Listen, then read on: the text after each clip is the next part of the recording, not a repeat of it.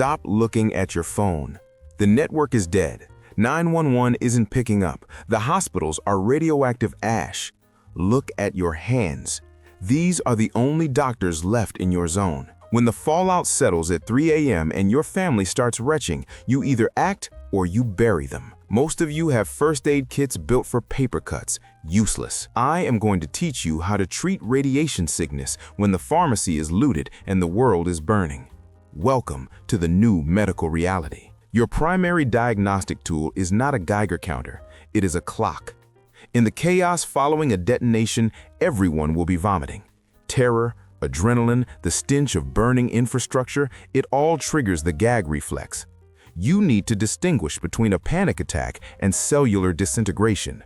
Establish time zero immediately. Watch the patients. If a subject begins violent projectile vomiting within 30 minutes to 1 hour, step away.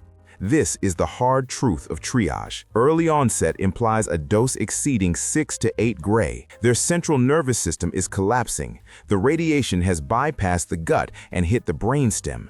They are expectant. Do not waste your limited antibiotics on them. Do not waste your fluids.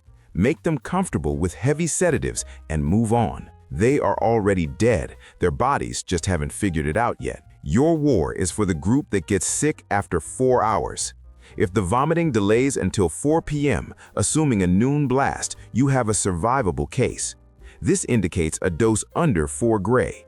The damage is focused on the hemopoietic system, the blood factories. These patients can survive if you do your job. Write the time of onset on their skin with a permanent marker. Do not trust your memory. Segregate the groups immediately. 1 room for the dying, 1 for the fighting. It is brutal arithmetic. You have 5 courses of antibiotics and 10 patients. If you give meds to the walking dead, you are murdering the ones who had a chance. Biology is a tyrant. Obey the timeline. Stop downing potassium iodide like it's candy.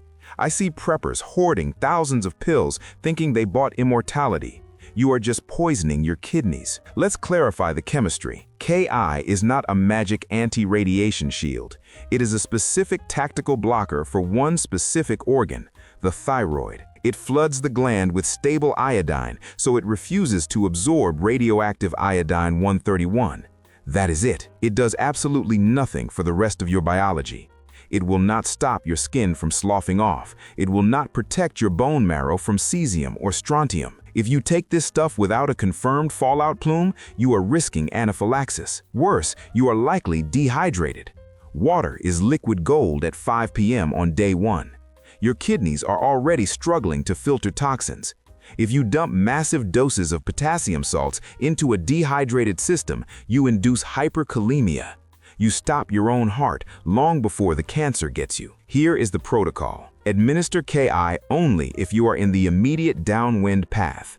Prioritize children and pregnant women. Their cellular turnover is rapid. If you are over 40, throw the pills away. Your thyroid is too slow for the cancer to develop before old age kills you anyway. The risk of cardiac arrest from the side effects is higher than the benefit. 1 dose, every 24 hours. Do not improvise by drinking topical antiseptic iodine. That is a chemical burn to the gut that you cannot treat. Do not kill the patient trying to save them from a ghost. You are focused on the burns, but the shrapnel is what kills you. In a high radiation scenario, your immune system effectively resigns. The ionizing radiation targets rapidly dividing cells first, which means your bone marrow stops producing neutrophils. You have no white blood cells. You have no defense. A simple scratch from a window blown out at 10 a.m. becomes a highway for bacteria to march straight into your bloodstream. In a normal world, a cut gets red, swells, and pus forms. Pus is good. Pus is your body fighting back. But here, you will not see pus. The wound will look deceptively clean right up until the moment the patient enters septic shock. Treat every minor abrasion like major surgery. Do not suture these wounds. I repeat, do not stitch. If you close a dirty wound in the field without systemic antibiotics, you are creating an incubator for anaerobic bacteria. You are sealing the enemy inside the fortress. Leave the wound open to drain. Your protocol is aggressive irrigation. Use gallons of boiled cooled water. You must scrub out every microscopic fragment of glass or dirt. Debridement is mandatory. You have to cut away the dead tissue because necrosis feeds infection. It will be agonizing for the patient. You do not have anesthesia. Hold them down and get it done. Cover the injury with loose, breathable dressing and change it constantly. You are not just treating a cut, you are manually performing the job of a dead immune system. Beware the walking ghost. This is the phase that tricks amateurs and gets good people killed. Around day 3 or 4, the initial vomiting stops, the fever breaks, the patient sits up and asks for food. They tell you they feel fine, they want to help clear debris or search for supplies. If you let them stand up, you are signing their death certificate. This is the latent phase. It is a biological ambush. Here is the science you need to understand.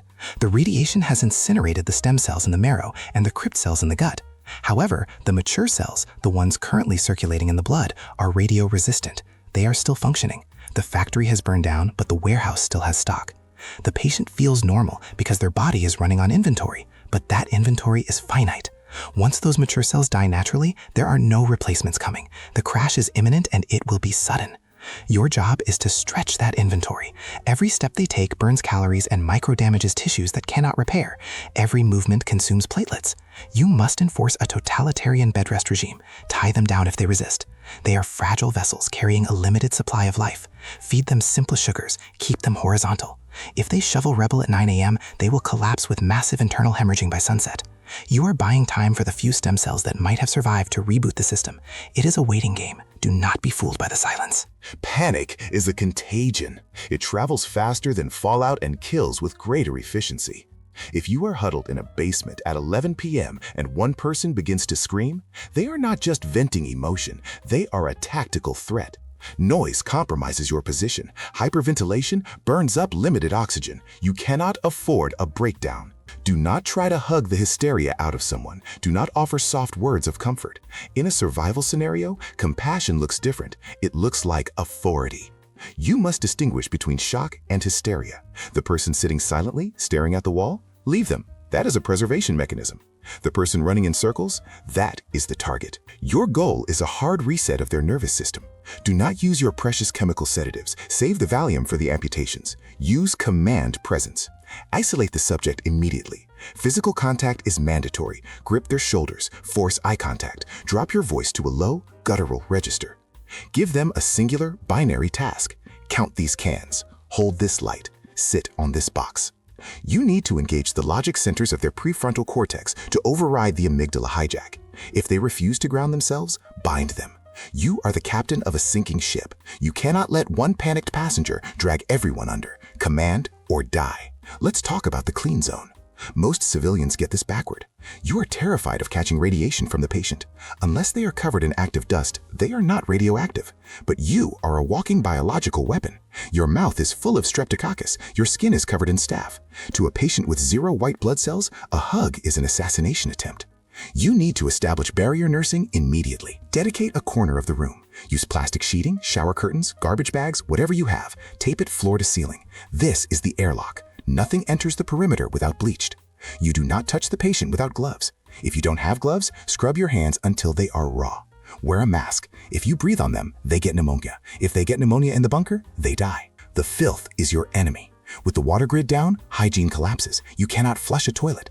If you let human waste accumulate, you invite cholera and dysentery. You need a rigorous waste protocol. Use a bucket with a heavy lid. Line it with double bags. Cover the excrement with ash or dirt immediately to stifle the flies. Seal the bag. Move it as far from the living quarters as possible. You are not just a medic, you are a sanitation engineer. If the smell of feces reaches the bed, you have failed.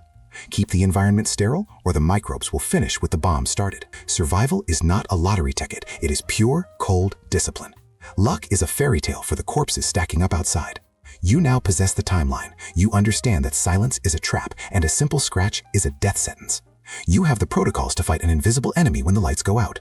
The world as you knew it has ended, but your shift is just starting. Stop looking at the horizon for a rescue team that is never coming. Look at your patient. Check the clock. Get to work.